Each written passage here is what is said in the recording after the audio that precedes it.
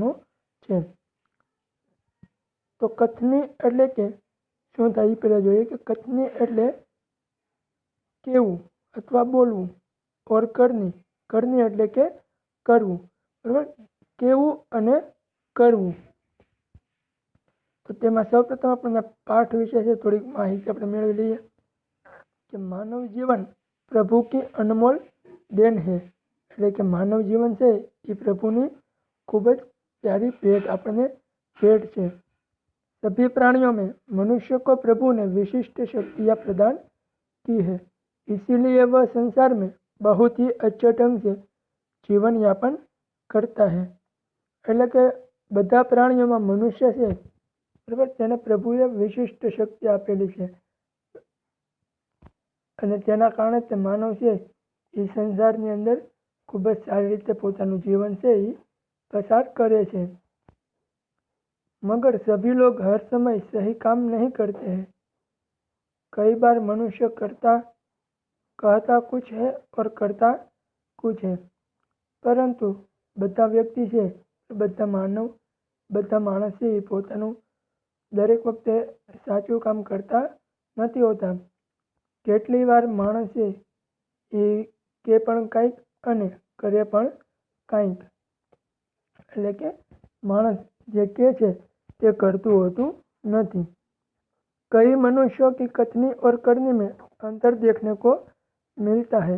इस बात को प्रस्तुत निबंध में उजागर किया है। એટલે કે દરેક વખતે માણસ કે કંઈક અને કરે કંઈક, બરાબર, એવું આપણને જોવા મળે છે। તો આજે આપણને નિબંધ આપેલો છે તેમાં આપણે તેની વિશે વાત કરવાની છે। तो આપણે पाठ शुरू करिए कि ईश्वर ने मनुष्य को अन्य प्राणियों से श्रेष्ठ बनाया है। એટલે કે ઈશ્વર છે મનુષ્યને બીજા પ્રાણીઓથી શ્રેષ્ઠ એટલે કે વધારે ચડિયાતા બનાવ્યા છે। कई गुणों से उसे संवारा है, इसका उसे अभिमान भी होता है। એટલે કે એને ઘણા બધા એવા ગુણો આપેલા છે જે કે બીજા પ્રાણીઓને આપેલા નથી અને એના કારણે તે માણસને ક્યારેક એનો અભિમાન એટલે કે अहंकार પણ થાય છે। परंतु स्वयं को गुणों की खान समझने वाला व्यक्ति कई बार ऐसे कार्य करता है जिन्हें वह गलत बताता है। એટલે કે પોતે તે કંઈક છે કે તેવું સમજવાવાળા વ્યક્તિ પણ ક્યારેક એવું કાર્ય કરે છે કે જેને પોતે તે गलत એટલે કે ખોટું કીધેલું હોય છે। कथनी और करनी में अंतर के ऐसे कई उदाहरण रोज देखने में आते हैं। એટલે કે જે પોતે ખોટું કામ કરે કહે છે કે ભાઈ આ કામ છે એ ખોટું છે, એવું કામ પોતે જ કરતા હોય છે। એ આપણે દરરોજ એવા ઉદાહરણ આપણે કેટલાય બધા જોતા હોઈએ છીએ। તો તેમાં આપણે પહેલું ઉદાહરણ જોઈએ कि बस्ती के बीच सरकार ने पार्क बनाने को जगह छोड़ रखी थी। बरसात के मौसम में मोहल्ले के एक सज्जन को उसमें फूलों के पौधे लगाने की सूझी। એટલે કે જ્યાં વસ્તી રહેતી હતી તેની વચ્ચે સરકારે પાર્ક બનાવવા માટે જગ્યા મૂકી હતી અને ત્યાં વરસાદનો સમય એટલે કે ચોમાસાની ઋતુમાં એક વ્યક્તિ છે, તેને ત્યાં ફૂલના પૌધા એટલે કે છોડ લગાડવાની सूझी, એટલે કે તેનું ધ્યાન ગયું। बात अच्छी थी, वे कहीं से पौधे लाए, कतार से इन्हें रोपा, देखभाल की, पौधे बड़े हो गए। कुछ दिनों बाद फूल खिलने लगे, पार्क अच्छा लगने लगा। मोहल्ले के लोग सुबह शाम पार्क में टहलने लगे। એટલે કે પછી એણે ક્યાંકથી છે એ પૌધા એટલે કે છોડ લાવી અને તેને એક લાઈનમાં કતાર એટલે કે લાઈનમાં રોપ્યા અને તેની દેખભાલ એટલે કે તેની સંભાળ લીધી, તેને સમયે પાણી પાયું, બરાબર, અને તેમાં જોતજોતામાં થોડાક દિવસોમાં જ તેમાં ફૂલ છે એ આવવા લાગ્યા અને તેના કારણે પાર્ક ખૂબ જ સરસ છે એ દેખાવા માંડ્યો અને ત્યાં મોહલ્લે એટલે કે શેરીમાં રહેતા લોકો છે એ પણ ત્યાં સવાર સાંજ टहलवा એટલે કે ફરવા આવવા લાગ્યા। फूल सबको अच्छे लगते हैं। पार्क में लोगों के आने जाने से उन्हें यह लगा कि लोग इन फूलों को तोड़कर ले जाए। उन्हें यह लगा कि लोग इन फूलों को तोड़कर ले जाएंगे। उन्होंने एक तख्ते के ऊपर यह लिखकर टांग दिया कि फूल तोड़ना मना है। એટલે ફૂલ છે આપણને ખબર છે બધાને સારા લાગે, કારણ કે તેની સુગંધ ખૂબ જ સારી હોય છે. એટલે એને એમ થયું કે ભાઈ પાર્કમાં બધા આવશે જશે તો બધા ફૂલ છે એ તોડશે. એટલા માટે એણે એક બોર્ડ લીધો અને બોર્ડની ઉપર શું લખ્યું તો કે ફૂલ તોડના મના, એટલે કે ફૂલ કોઈએ તોડવા नहीं। आते जाते सब उसको पढ़ते, कोई भी फूलों को नहीं तोड़ता। पर मज़े की बात तब सामने आई जब लोगों ने तख्ती लगाने वाले सज्जन को बड़े सवेरे जल्दी जल्दी फूल तोड़ते देखा। वे अपनी शर्म मिटाने के लिए बोले, पूजा के लिए तोड़ रहा हूँ। એટલે કે પછી થોડાક સમય પછી સવારમાં વહેલી સવારે બરાબર કે જે વ્યક્તિએ આ બોર્ડ લગાવ્યું હતું તે વ્યક્તિ જ શું કરતો હતો કે ફૂલ તોડતો હતો. એટલે તેને શરમ થઈ અને તેને પોતાની શરમને छिपाવવા માટે શું કર્યું તો કે એમ કીધું કે ભાઈ ભગવાનની પૂજા માટે હું ફૂલ તોડતો હતો. હવે આપણે બીજું છે તે જોઈએ. આપણે ચિત્રમાં આપેલું છે બરાબર કે બસ છે અને બસમાં કંડક્ટર છે બરાબર. ये શું કરે છે तो कि धूम्रपान करे છે. बसों में लिखा होता है धूम्रपान करना निषेध है। એટલે કે બસની અંદર આપણે જઈએ મુસાફરી કરતા હોય તો તેની અંદર આપણને જોવા મળે છે કે તેમાં ધૂમ્રપાન કરવાની મનાઈ હોય છે. एक बार यात्रा करते हुए देखा कि एक यात्री ने बीड़ी जलाई और पीने लगा। उसे देखकर कंडक्टर ने कहा, भाई साहब बस में थोड़ी सिगरेट पीना मना है। उसने जलती बीड़ी खिड़की से बहार फेंकवा दी. એટલે એક ભાઈ મુસાફરી દરમિયાન છે એ બીડી પીતા હતા. એટલે એ જોઈ અને કંડક્ટરે શું કીધું કે બસમાં છે એ બીડી સિગરેટ પીવાની મનાય છે.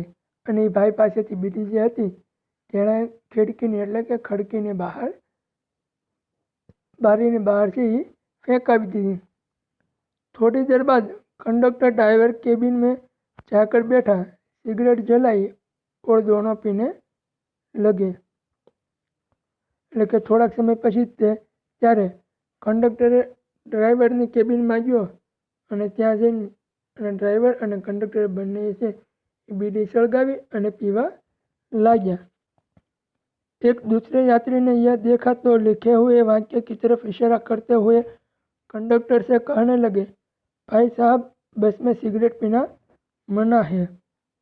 એટલે એક બીજા યાત્રીએ છે મુસાફરે આ જોયું કે ભાઈ કંડક્ટર અને ડ્રાઈવર બંને શું કરતા હતા તો કે કંડક્ટર અને ડ્રાઈવર બંને છે એ સિગરેટ પીતા હતા.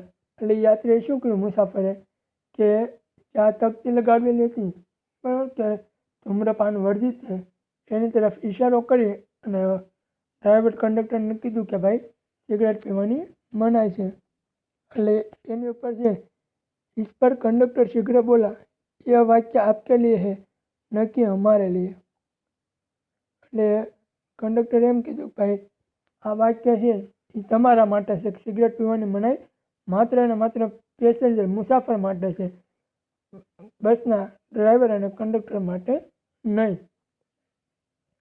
હવે આપણે ત્રીજું એવું આવું ઉદાહરણ જોઈએ कि एक व्यक्ति दुकान पर गया, स्कूटर दुकान के सामने खड़ा कर ही रहा था कि दुकानदार बोला, आप अपना स्कूटर वहाँ सामने वाहन रखने के स्थान पर खड़ा करके आइए. એટલે કે એક વ્યક્તિ છે દુકાન પર ગયો અને સ્કૂટર છે પોતાની એ દુકાનની સામે ઊભી રાખતો હતો. ત્યાં જ દુકાનદાર બોલ્યો કે ભાઈ તમારું વાહન છે એ દુકાનની સામે જ્યાં વાહન બધા પડ્યા છે ત્યાં પાર્ક કરીને आओ. सज्जन ने कहा, मुझे ज़्यादा समय तक थोड़े ही रखना है, मैं तो सामान लेकर अभी चला जाऊंगा.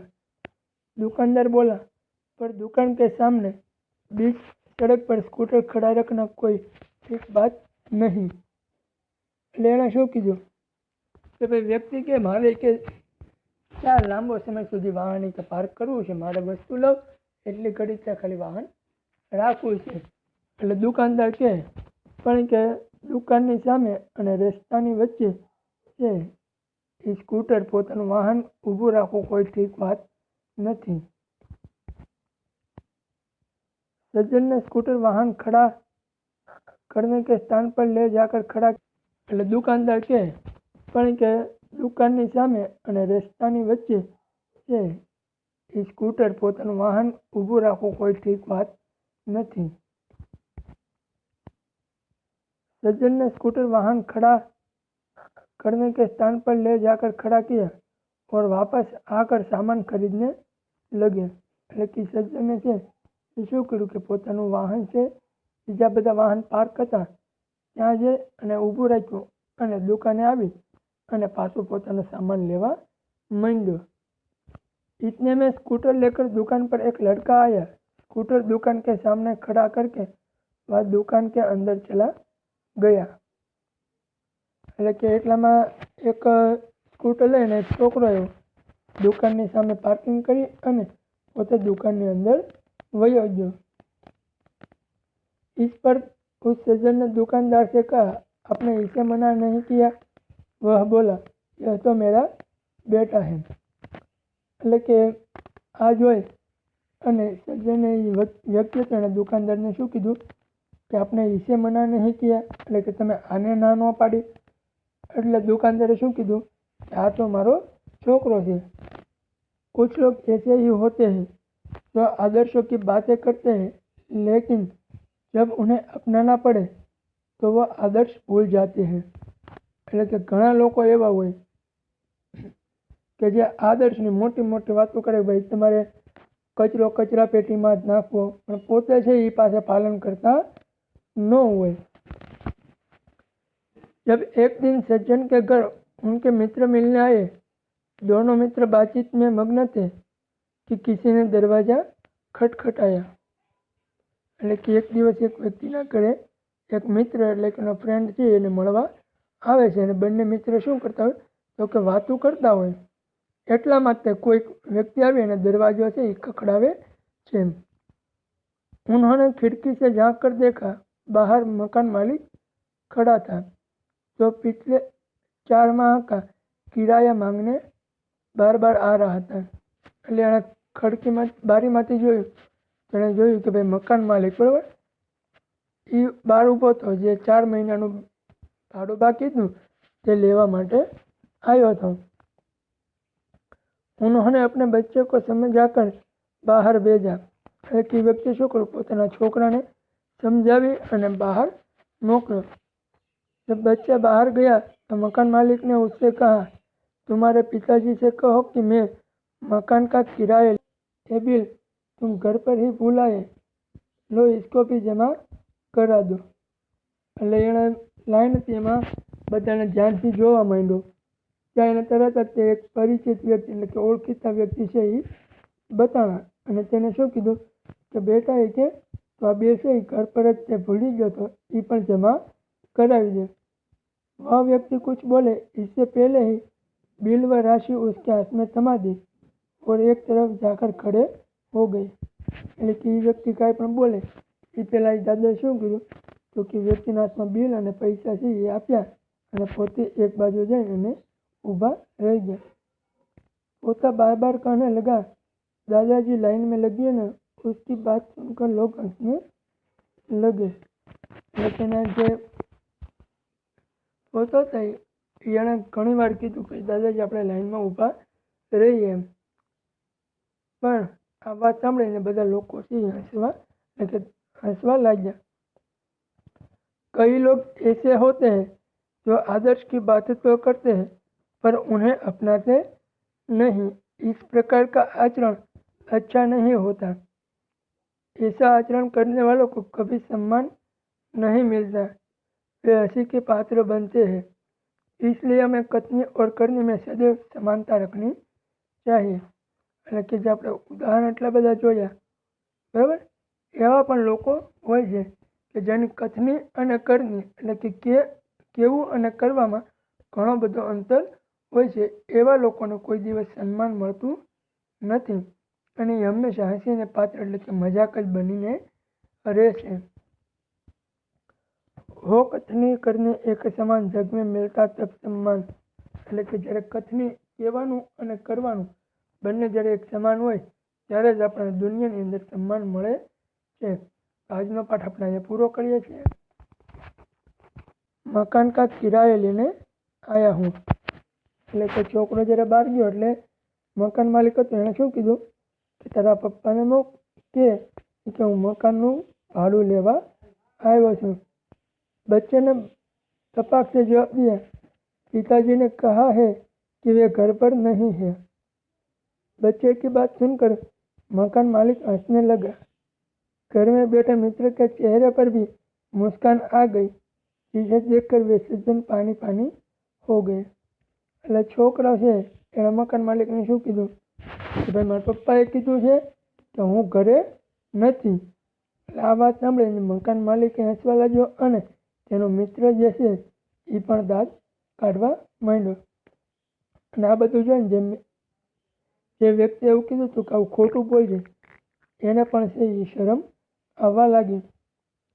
एक सज्जन ने अपने पोते को यह सिखाया था कि हमें कभी किसी काम को गलत ढंग से नहीं करना चाहिए. એટલે કે એક વ્યક્તિએ પોતાના પોતે એટલે કે છોકરાને એવું સમજાવ્યું હતું કે કોઈ દિવસે કોઈ પણ કામ ગલત રીતના એટલે કે ખોટી રીતના કરવું જોઈએ નહીં. સદા આપની બારી की प्रतीक्षा करनी चाहिए. એટલે કે હંમેશા પોતાની વારો આવે એની प्रतीक्षा એટલે કે રાહ જોવી જોઈએ. एक दिन की बात है, वे जल बिजली के बिल जमा कराने गए. साथ में उनका 8 वर्षीय पोता भी था. એટલે કે એક દિવસ એ વ્યક્તિ છે બરાબર એ પોતાનું લાઇટ બિલ ભરવા જાય છે અને તેની સાથે તેનો પોતા એટલે કે તેનો છોકરો 8 વર્ષનો હતો તે પણ સાથે હતો.